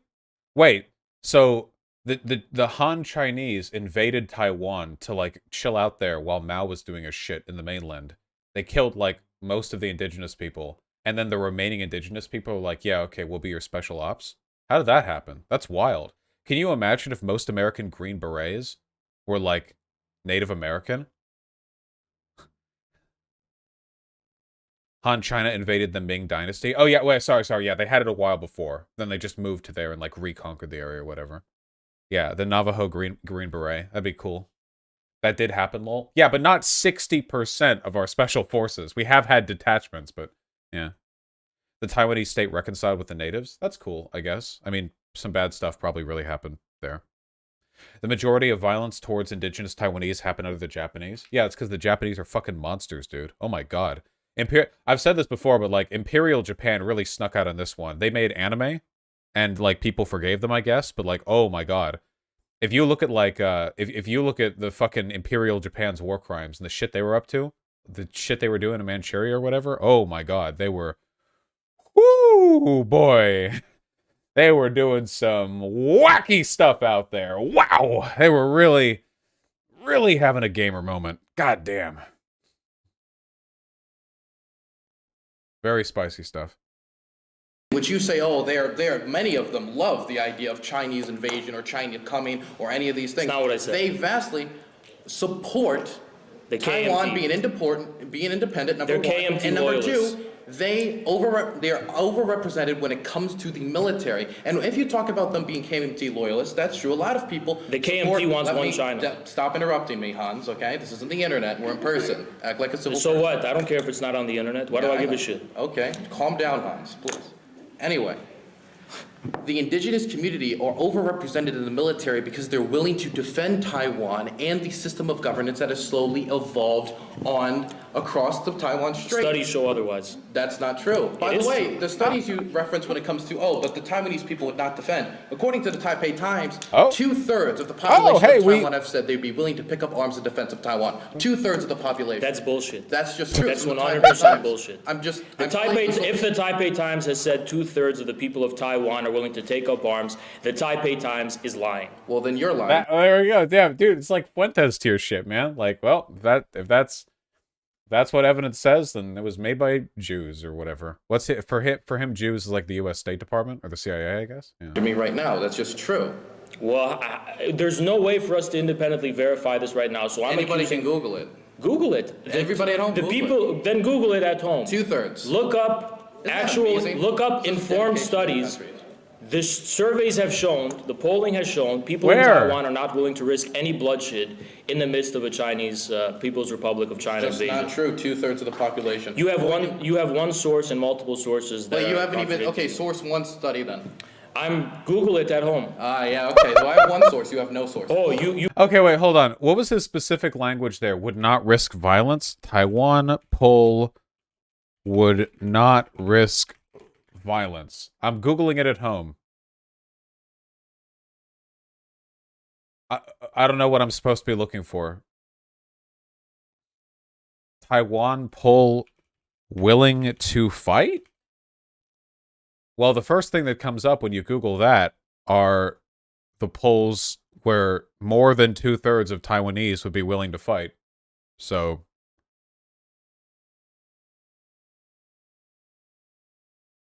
I don't know. You brought a fucking binder and I came empty-handed. Good luck. Well, that's your fault. You should have come prepared. Well, actually, Dylan, the thing is, I don't need a binder. That's the thing. I don't need to take notes. Communist work ethic, huh? Yeah. Listen, the thing is, I don't need a binder. I don't need to cite a one study from the Taipei Times. To the extent of my familiarity, the people of Taiwan are not. Now, it's up to the audience to independently verify it. I can trust that I'll come out on the right when it comes to that. I'm sure you will. Okay, so when it comes to the KMT has lost the 2 elections. When it comes to the idea but the indigenous support the KMT. Let me finish. Wait, you can't. No, you're not interrupting me. Okay, I'm talking whether you like it or not. So the KMT, this is about a different point, so this is why I can calm down. The KMT, when it comes to the independence struggle and whether independence is popular, have lost the last 2 elections. Tsai Ing-wen has won the last 2 elections in decent amounts in the Democratic Progressive Party, which is the party that she's a part of, is the Independence Party, the pro-independence party. And she has stated on multiple occasions and has been re-elected on the platform of Taiwan does not need to declare independence for we are already independent. She points to the judicial system. She points to the military. She points to the language. She points to a separate history. She points to all these things for a justifiable reason to show that Taiwan is independent and the world is upholding a facade that it isn't an independent nation. Like, there's no definition of a country that Taiwan doesn't meet, like, at all. It's like there's like any attempts otherwise are the most copium in existence. You know, if you think that like Taiwan can't be a country, then like how many other countries will you deny the existence of? Like South Sudan? Like how far will we go here? Like how far back? Like how many years of different ethnicity? You know, the thing is like Haas has to maintain a common line here because this isn't just about Taiwan. It's also about like the Kurds, right? They don't want the Kurds to have their own country because that would go against Daddy Assad, I think. They're pretending. The thing is, if I go to Taiwan, Haas, and I call the Chinese police, the mainland Chinese police, if I'm getting mugged, they're not going to show up. You know what's going to show up? The Taiwanese police. In a region of China, it would work the same exact way. You're not going to call the region in southern China if you're in northern China. What a stupid point. Second of all... Wait, are you really saying that the Chinese government has authority over the Taiwanese government? It doesn't have authority in Hong Kong. It doesn't. What? It doesn't have authority in Hong Kong. It doesn't have authority in Hong Kong. No, it doesn't. Wait, you're telling me, yeah, it does. It has an extradition law. It sends agents into Hong Kong. Don't yell at me. The U.S. sends agents. Lower your voice, The U.S. sends agents all over the world. So lower what? your voice. But they do it because they're trying to exert their direct authority. China has agents and in Taiwan. Is slowly absorbing. China has Not agents to mention in Taiwan. the fact that they are trying to enforce their authority. For example, in Hong Kong. Let's talk about the two. China has the one agents country- in Hong Kong. Let's talk about in the one Taiwan. country, two systems. He thinks is so favorable, even though the Taiwanese people are horrified at the notion. Definitely after developments in Hong Kong. In Hong Kong, due to recent legislation that was passed, if you boo the Chinese national anthem, you can actually go to prison for that due to national security legislation that the Chinese government has put in there. There's similar laws in South Korea. That came from, and I disagree with those laws. And that came from. So why are you blaming the People's Republic? That's Because that Asian came culture. from- China has a liaison office in Hong Kong. They absolutely have authority. They even select the chief executive. Well, yeah, of course. If something happens in Taiwan, you go to Taiwan. China can't do anything because it's not China. If something happens in Hong Kong, the authorities that you can defer to are directly connected to and subservient to the Chinese government because it's part of China now. Like, yeah. That's part of East Asian culture. You don't disrespect the national Taiwanese anthem. culture. If I go to Taiwan and I say, fuck Taiwan, fuck the government, boo the national anthem, they won't arrest me because they have a dedication to democracy. Freedom. Unlike the mainland government. That's only recently because of liberalization efforts that Good. came at Oh, the good. expense of the status quo with the KMT. But moreover, there's a number of points you weaseled your way out of. So I want to pin you down on those points. So first of all, you claimed that first you made the I like how that's like a bad thing too, you know? It's like, oh yeah, well, you have freedom of speech in Taiwan. And he's like, only because of liberalization. Oh, by the way, oh yeah, so you guys know, the podcast that I did with Michaela Peterson, Jordan Peterson's daughter, is up as of 1 hour ago on her channel, where I talk about critical race theory, and it's myself and James Lindsay who got billed. We weren't all at the same time. She interviewed us separately, and then I guess like spliced the convo together. And here we have James Lindsay, and then here we have me and stuff. And yeah, is she insane? No, she was like normal to talk to. You know, I thought that was cool. I can release my end of it as well, though I'll give it a few days because I said I would give it a few days after she released it. claim that the overwhelming majority of the armed forces are made up by indigenous people. That's I not never said that. I said the special forces. the special forces. That's not because they're pro-independence. They have always been a stronghold of KMT loyalism and fierce anti-independence sentiment. So it's a complete non-point. You mentioned the president of Taiwan say that we're already a country, we want to maintain the status quo. Then maintain the status quo. But try to change your official name to the Republic of Taiwan and see what will happen. It is the Republic of China that is the current status quo. She's saying we basically function already as another country. That's her opinion. See what happens when they try to make that formal or official, and see what the response is going to be from China. If Taiwan attempts to pursue secession from China, China will act swiftly in response. And the U.S. can't do a goddamn thing about it, whether you like it or not. Military planners disagree. They've already seceded like a long time ago. It's already a secession, you know. This is as much cope as saying like there's only one Korea and it's ruled by the North, and that like South Korea, this like literally this is the same as saying like South Korea isn't a real country. It's just like an unruly province. Like the North Korea controls it. Like like okay, sure, whatever. I agree with you. That's besides the point. We're not. They can't do a goddamn thing. Actually, all of Europe is still the Holy Roman Empire. Okay, listen. There have been a couple of rebellions, a couple secessions, a couple of feisty coup enablers, but all right, all of Europe still the Holy Roman Empire. Okay, Rome never fell. All right, we just have some provinces that need to be brought back into line. Let's go, boys. Deus Volt. About strategy, I'm sure you're not a military general, okay? No matter how many Soviet caps you put on. Okay? Then just wait a few years. We will wait a few years, and we'll see what happens. Anyway, when it comes to the idea that the indigenous community, they don't support an independent Taiwan, even though they were at the front and center of every single independent struggle in Taiwanese history, they're at the front and center. They were the first purge against the Han Chinese, who are 98%. They were the first purge by Chiang Kai-shek. There is no continuity between the historical struggles of the Taiwanese indigenous population and the current Taiwanese independence movement, which When is you talk- overwhelmingly dominated by Han Of course Chinese it's liberals. overwhelmingly dominated by the Han Chinese. And led by them. It's because it's 98% of the population. But we're talking about a disproportionate Then why- amount in the military, specifically the special forces. So why is there a Also, disproportionate amount in the special forces, but not a disproportionate amount in the independence movement? in the independence movement, it is a disproportionate. No, there is. The Holy Roman Empire is not what you think it is. Yeah, wasn't the Holy Roman Empire funny because it wasn't very holy, it wasn't Roman, and it wasn't an empire? I actually have no idea, okay? When I close my eyes and I think of Rome, I just think of, like, all of Europe and the Mediterranean. Like, I know they didn't actually control all of Europe, but, like, that's just what I imagine, you know? And then I think of the Holy Roman Empire, and I just imagine it's, like, Rome but Christian. That, in my mind, that's what I think, okay? When I think of the Roman Empire, it's all of Europe and the Mediterranean, and they're pagan. And then the Holy Roman Empire is the same place, but Christian. And that's what I think. And I don't care. And I don't care. Isn't. Yes, it is. Anyway, What move on. percentage of indigenous people I don't support know the the- I don't know the independence exact movement? percentage, but neither It's do you. not. It's not 2/3. Okay, tell me your percentage. It's not 50%. Tell me It's your not percentage. 2/3. Tell me. It could not be more than 20%. Do you have any data for that? Any I'm source? willing to risk everything by saying that. Everything. Yeah. Wow. Even your soul? Okay. I'm already doing that by debating you right now. Oh, yeah, I'm sure you are. Haas is only saying that So because what was the Dylan second is point into you men. made? There was a second point besides that. The second point was about the history of nation states and politics.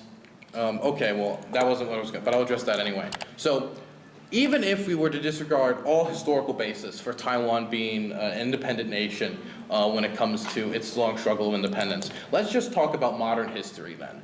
The people of Taiwan struggled against Chiang Kai-shek's White Terror. And if any of you don't know what the White Terror is, the White Terror was a system of purges that Chiang Kai-shek and his sons, until about 1987, from about 1950, I forget exactly when it started, purged independence advocates and opposition to the government. They were scared that this would jeopardize their ability to reconquer the mainland of China, since most of the independence struggle didn't really have any interest in invading the Chinese mainland and reconquering. And so they purged them. Hundreds of thousands were purged, to be exact. And those people struggled for years until the 1990s, when they were eventually able to actually get a democracy. And that history of struggle Amazing. is the history of modern Taiwan, struggling against the authoritarian system of government that was in place. And then they were able to institute a liberal democracy, which they have to this day. Do you disagree with the fact? Of course I democracy? disagree. It's not a liberal democracy. The military might of the Kuomintang is the foundation of Taiwan as having any political independence from the mainland whatsoever. It is the arms taken up by the KMT that has secured that, and it is for the same reason that is the arms of the special forces that you're talking about, made up by the pro-KMT loyalists. I mean, the KMT are the ones who are securing the political independence in the first place. If these liberals want to go You're and not addressing any have of my points. You're democracy, fumbling. their democracy has not secured any. You're not The addressing any liberal of my points. democracy you're talking about has no basis in any sovereign power. Okay, I don't. It has no basis in any literally- military you're not power. addressing my The points. same power that made Taiwan possible as a separate state. I wonder. I wonder if the Socratic method would work here. The issue with Haas is like Haas will just like ramble off and interrupt you if he gets angry or whatever because he doesn't participate in good faith. But I feel like the Socratic method for what is a country would really work here. Dylan Burns is way more knowledgeable than I am on foreign policy. He probably knows a lot more about the circumstances of different countries. I feel like if you go down this road, like what is a country? Like there are tons of countries that have essentially the same ethnic group on either side of things, right? Usually during like a civil war, something splits off. North and South Korea had the same like ethnicity. Obviously, the country split in half. You know, there are a lot of there's like a lot of weird divisions there. Of course, America, was largely ethnically British. Before we had our revolution. So that's the thing. If American recognition is what determines whether or not something is a country, that's kind of weird. And America doesn't recognize some other stuff, I guess, America doesn't recognize, like, Palestine, I don't think. Does that mean, like, Palestine's not, is, like, a Zionist? Yeah, I don't know. UN recognition? Well, UN recognition is gatekept behind the Security Council, which has 5 dipshits on it who can do a veto. So, yeah, I don't know. in the first place is something the liberal Democrats have no stronghold in whatsoever. So it is only on the basis of the ideals of the KMT and the view that there is one China that has kept Taiwan separate from the mainland in the first place. Okay, you're floundering. But when it comes to... Can you address the point that I'm floundering? You never addressed my point. What's your point? My point was that the modern history of Taiwan, when it comes to the population, is a history of struggle against the authoritarian system that Chiang Kai-shek... But insofar... Let me finish, please. But first you have I'm the not going to let you talk. I heard what you said. I'm not I heard what you said. I'm not finished talking. Finish. Go ahead, Dylan. Finish. I will finish. Yeah. And you'll be quiet. Wait, really? Will I be quiet? Yeah, you will be On quiet. bond of what? Me, because I'm talking, because it's a debate, it's a conversation. Okay. You gotta let me Don't talk. sit here and say you will be quiet. Well, then be quiet. I'm not gonna fucking be quiet. quiet. Don't tell. If you tell me to be Jesus quiet, I Christ. won't be. How about that? Okay, you won't be? No. Okay, He's like a child, man. then yell, please. Yeah. So what you're basically saying, that's okay. You can keep yelling. No, I'll keep you talking. can keep So the fucking KMT yelling. You can look, keep fucking the yelling. history of Listen. democracy- the history of democracy- That history of democracy was okay? first you had the KMT The B movie is an securing. amazing So movie. why wasn't it? And I suggest that Why everybody didn't go that watch it. democracy movement extend to the mainland? Because there's Because it's a separate fucking territory. Exactly. Because it's a There's separate cultural difference territory. between Taiwan No, and it's China. not. Yes, It's thank a you. separate It's territory. completely- It's a separate territory. I'm because not yelling. it's a separate It's so territory. fun. It's a separate This is the most honest political content. This is what debate should be like, okay? territory because the KMT secured it as such. Okay, calm down. Yeah, that's the only reason it's a Calm down. fucking separate territory in the first place. Stop swinging out and calm down, okay? You're a time waster. You bullshit and waste time. You're not letting me speak. You're a can't fucking understand time my points. waster. You need to shut the fuck up. Jesus Christ. Go ahead, say your piece. My Dylan. God. Okay. So, the history, finally, for the fifth time, the history of modern Taiwan is a history of struggle against political authoritarianism, particularly Chiang Kai-shek, okay? Chiang Kai-shek, he did a white terror against the people of Taiwan, and they fought for their freedom, and they earned it through blood and sacrifice against the government. And for the last 30 years, they've upheld a democracy, which through that democracy and the consent of the governed, they have been able to... Sorry, wait, hold on. In my mind palace, I just constructed another excellent argument in favor of worker cooperatives. Sorry, I just want to let you guys know that even while I watch this shit show, my mind, the gears in my mind continue to turn like an intricate watch, you know? I have to pee. I imagine I'm not going to miss much. To elect democracies and politicians represent their interests. And the vast majority of the people within Taiwan support continuing the status quo. And second, if you were to follow the status quo, is the independence when you check polling. The reason why they choose the status quo currently over independence is purely because if they were, and I agree with Haas on this, to declare independence right now, they would be bombed to shit and millions would die. It would be a disaster. That's a terrible thing, by the way, that a nation and its people declaring independence, even though it's already independence, The would South result in a bombing and destruction of a sovereign people with its own identity, culture, language that has started and continues to separately develop What happened from to the Chinese. Confederates? Let's talk about that. What is the current evil that the Chinese government... When you secede from a sovereign territory, You asked me a question. the sovereign is not You asked going me to a question. tolerate You secession. gotta be able to respond to the question, Haas. Yeah. Okay, so the difference between the Confederacy and when Yeah. you talk about this The government... evil is this, from the Chinese perspective. It is cutting off a piece My God. of China and basically submitting it to foreigners. Wow. China has endured the century of humiliation. foreigners. It remembers the century of humiliation. China will never submit to the dominance of Anglo-Saxon imperialists, and it will refuse this on bond of war. So if Taiwan were to commit so-called independence from China, it would become a satellite state of the Americans. China's not going to tolerate a piece of its territory being cut off. If people try to take China's territory, they're going to be met with a swift response. It's interesting that I say people, when the people we're talking about are the people who live there. Commit independence. You can't parody this, man. It's so good. It's so good. We have the debate soon. Maybe we can splice this. Like the editors can like cut this together before and after. Or will I have time after? Maybe like later. Yeah. Tempest. We might have to splice. The spice and slice might be the route here. Those are the people who would want it to be a sovereign nation. It's not the Americans coming in and They don't. Just shut the fuck up, please. They don't. You gotta let me speak, okay?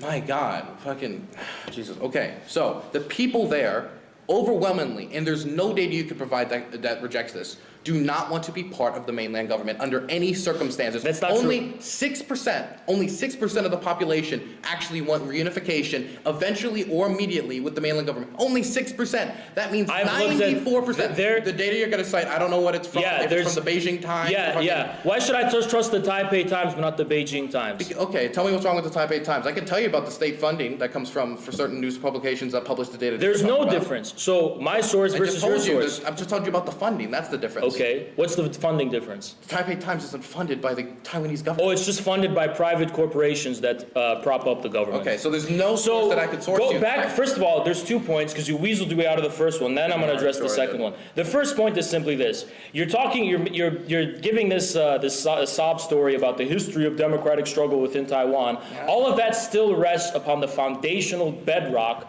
of true sovereignty in the true Hobbesian, Carl Schmitt sense of sovereignty, as in being able to enforce a state of exception. I love it. I love having the Schmitzian sovereignty. That's the shit that gets me rock hard, man.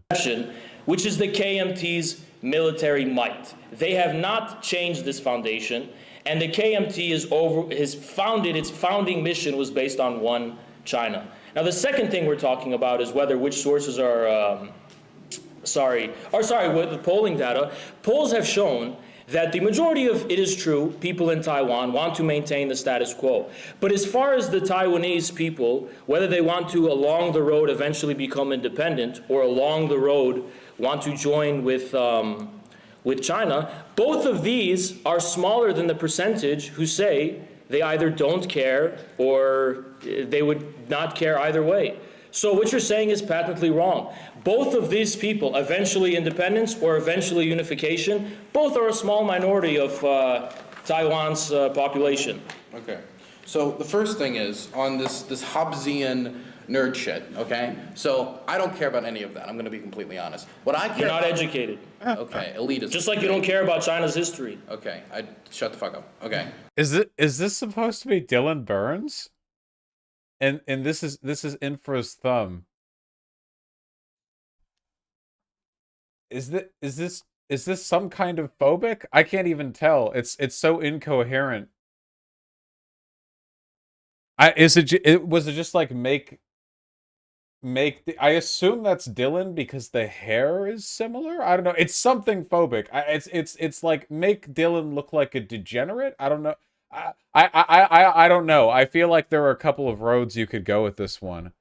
And you have Haas very unrealistically scaled up to be large, which of course he's not, with doing the Chad face. Can we edit Haas to be really short? I feel like that's happening a lot these days. Keep in mind, guys, being height phobic or whatever is not okay. Unless they're very insecure about it. In which case, it's very funny. Dude's looking good. There's the unedited version, though. That's good. I like this part.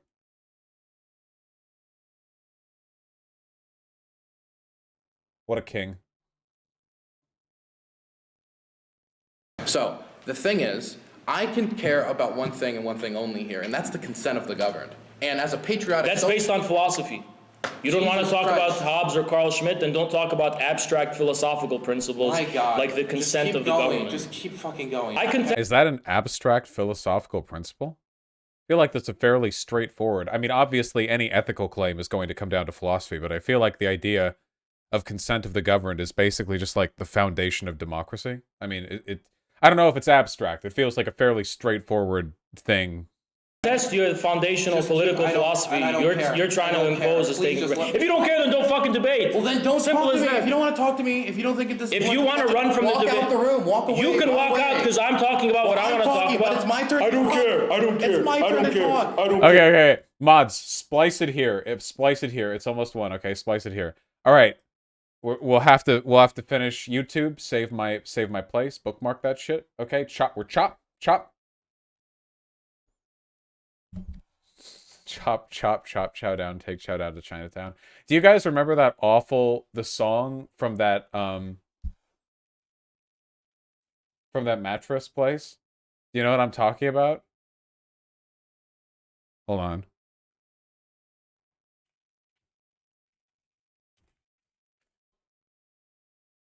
Ah, come on. Come on, come on, come on.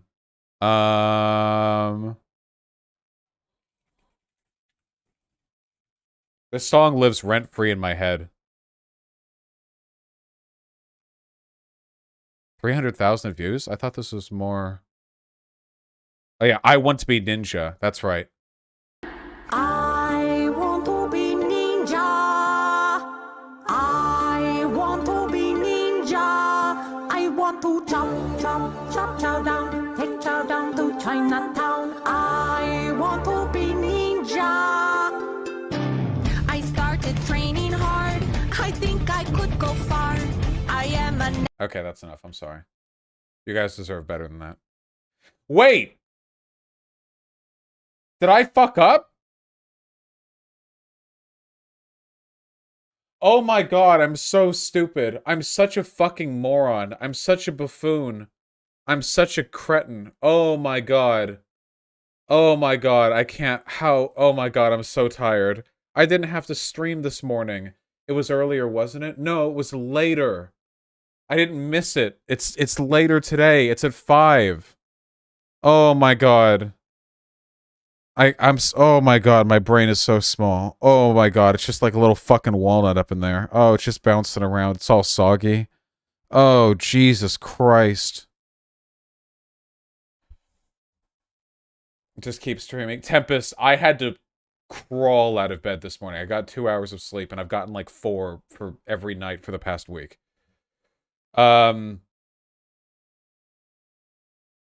Hold on. Wait, let me just double check. When did I write this down? Holy shit. 5. It's on my calendar as 5. Okay. All donos are going to be read after the 5 p.m. debate. All right, I'm going to go chill. All right, I love you guys. I'll see you in 4 hours. All right? 4 hours the debate. And we'll do whatever else it is we were going to do then. Okay? I love you guys. All right, I'll see you soon. Okay, I'll see you soon.